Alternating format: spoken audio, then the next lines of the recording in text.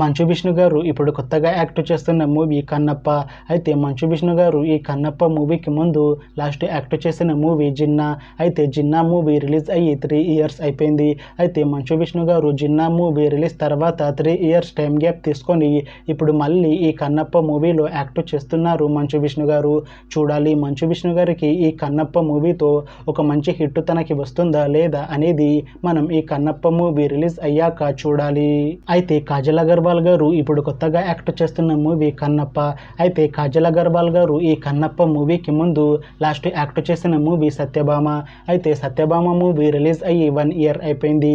అయితే కాజల్ అగర్వాల్ గారు Satyabhama movie release తర్వాత 1 ఇయర్ టైం గ్యాప్ తీసుకొని ఇప్పుడు మళ్ళీ ఈ కన్నప్ప మూవీలో యాక్ట్ చేస్తున్నారు కాజల్ అగర్వాల్ గారు. చూడాలి కాజల్ అగర్వాల్ గారికి ఈ కన్నప్ప మూవీతో కూడా ఒక మంచి హిట్ తనకి వస్తుందా లేదా అనేది మనం ఈ కన్నప్ప మూవీ రిలీజ్ అయ్యాక చూడాలి. అయితే కన్నప్ప మూవీ టీం ఈ మధ్య ఒక చిన్న టీజర్ని అలానే పాటలని విడుదల చేసింది. అయితే వాటికి మంచి రెస్పాన్స్ వచ్చింది.